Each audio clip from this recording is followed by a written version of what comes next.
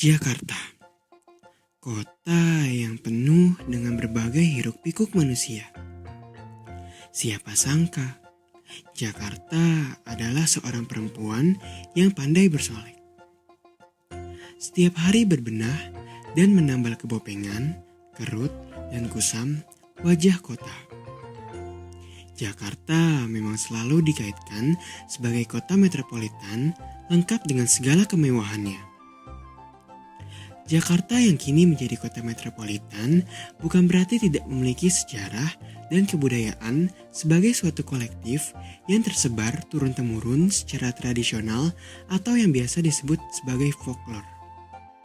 Lantas, masih adakah kebudayaan, kesenian, legenda, cerita rakyat, dan lain-lain yang masih lestari di kota Jakarta? Mengingat kota yang mayoritasnya berasal dari suku Betawi ini sedang berada di titik puncak modernisasi. Saya Muhammad Irfa Syahri akan membahas mengenai salah satu kebudayaan atau folklore yang masih lestari di kota Jakarta, yaitu legenda buaya putih Setu Babakan, dan mengulik beberapa jenis folklore yang ada di unit pengelolaan kawasan perkampungan budaya Betawi Setu Babakan. Masih berbincang mengenai Jakarta. Realitas kehidupan di Jakarta di balik gedung-gedungnya yang menjulang tinggi seolah menyiratkan bahwa hidup nyata di ibu kota adalah soal berdesakan berebut nafas, soal hiruk-pikuk dari lorong ke lorong, menembus kegelapan yang disembunyikan gemerlap kerlip gedung pencakar langit. Namun di balik itu semua, Jakarta memiliki keunikan kebudayaan Betawi dengan segala kekurangan dan kelebihannya.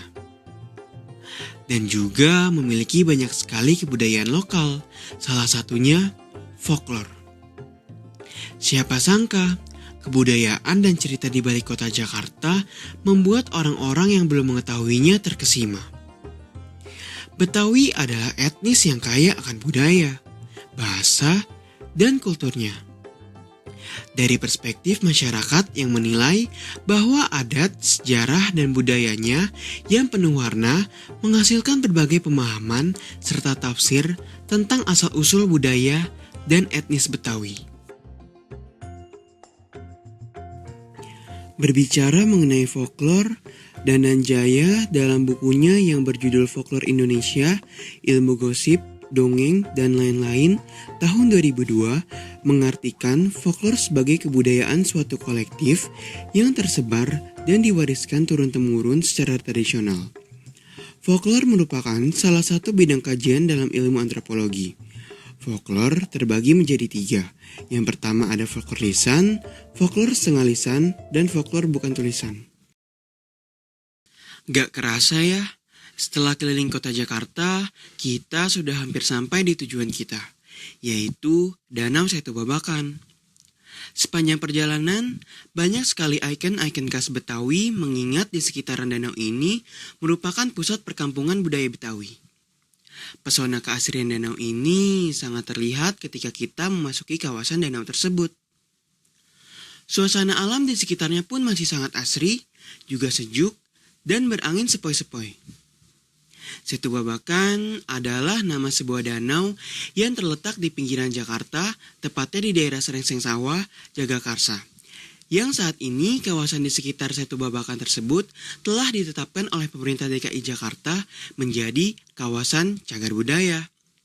Namun siapa sangka, danau yang memiliki luas 30 hektar ini memiliki legenda yang merupakan folklore, yang berkaitan dengan penampakan buaya putih oleh masyarakat setempat. Dan berikut adalah cerita tentang legenda buaya putih Setu Babakan. Ceritanya dimulai dari sepasang remaja yang saling berkasih-kasih. Percintaan mereka tak disetujui oleh orang tua si gadis, sebab si pemuda amatlah miskin.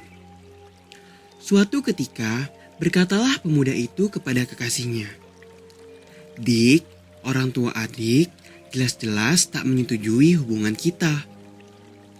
Pemuda itu menjelaskan, "Mungkin karena abang orang miskin.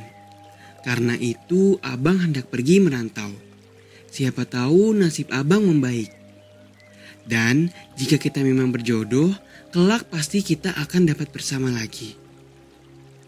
Jika memang itu keputusan abang, pergilah, sahut gadis itu dengan berlinang air mata. Tetapi jika abang sudah berhasil dirantau, lekaslah pulang. Dengan diiringi linangan air mata, pergilah pemuda itu. Setahun telah berlalu, tak ada kabar mengenai pemuda itu. Si gadis pun mulai resah, apalagi orang tuanya telah menjodohkan dirinya dengan laki-laki lain. Saat pernikahannya kian dekat, gadis itu semakin gelisah. Ia masih berharap pemuda idamannya akan kembali. Namun, harapan tinggal harapan. Akhirnya, gadis itu putus asa. Ia pergi ke Danau Setu Babakan. Dengan perasaan hancur, ia menceburkan dirinya ke sana. Para siluman penghuni danau itu menaruh belas kasihan pada gadis itu. Maka ia tak mati terbenam di danau itu, melainkan menjelma menjadi buaya putih. Hingga kini buaya putih itu masih setia menjaga danau itu. Jikalau ada orang berbuat tak senonoh di sekitar danau, maka orang itu akan menjadi korban buaya putih. Itulah cerita legenda rakyat Jakarta tentang asal-muasal adanya buaya putih di kawasan Setu Babakan yang termasuk folklor, yang kini telah menjadi kawasan cagar budaya masyarakat Betawi. Ini merupakan kenampakan Danau Setu Babakan yang terletak di Kecamatan Jagakarsa, daerah Jakarta Selatan.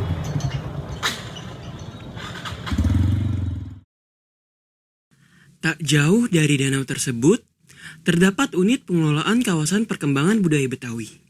Tentunya saya tertarik untuk menyusuri kawasan tersebut. Jadi saya sedang berada di pusat perkampungan Betawi di Kecamatan Jagakarsa, Kota Jakarta Selatan, DKI Jakarta. Nah, jadi lokasi ini berdekatan dengan Danau Setu Babakan yang terkenal dengan legenda folklor buaya putihnya. Nah, di sini juga terdapat folklor bukan tulisan, di mana banyak sekali peninggalan-peninggalan dari Betawi yang dimuseumkan di sini.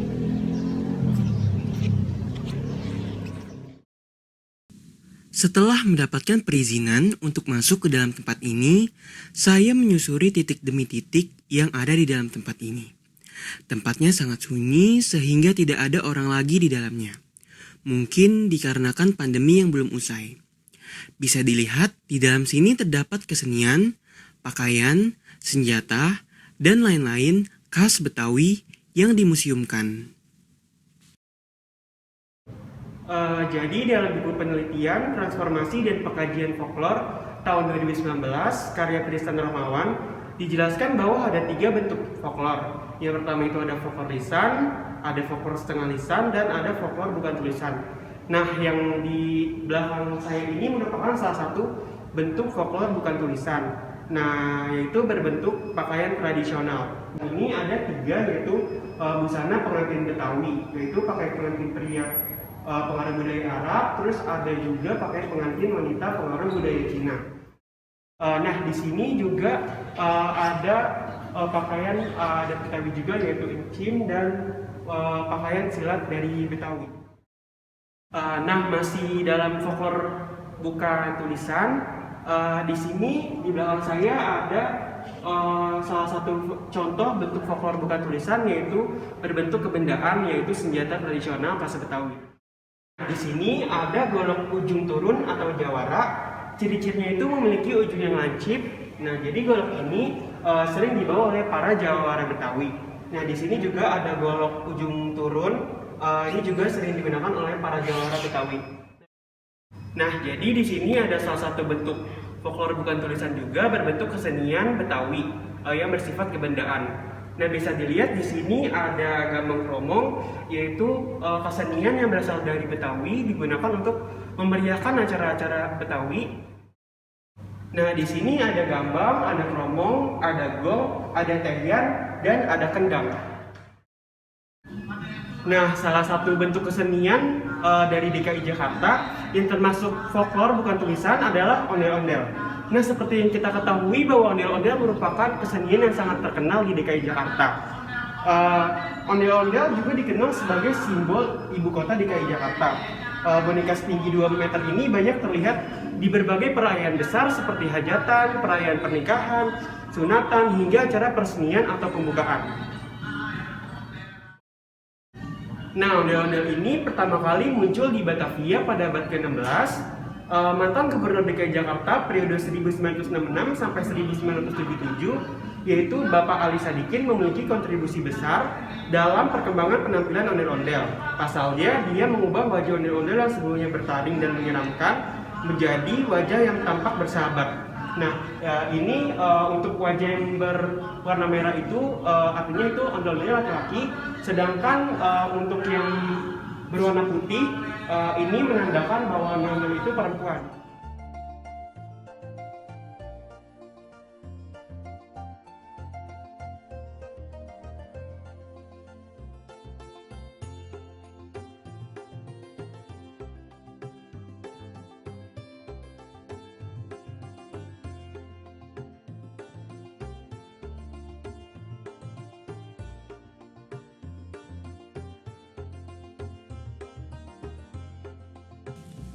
Setelah berkeliling kota Jakarta dan menyusuri Danau Setu Babakan serta unit pengelolaan perkampungan budaya Betawi, tak terasa hari mulai malam.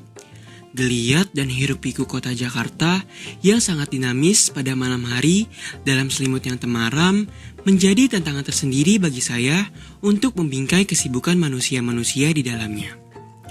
Pesan saya sebagai generasi muda yaitu kita harus tetap melestarikan budaya Betawi termasuk cerita-cerita rakyat dan folklornya. Karena kalau bukan kita siapa lagi, dan kalau bukan sekarang kapan lagi.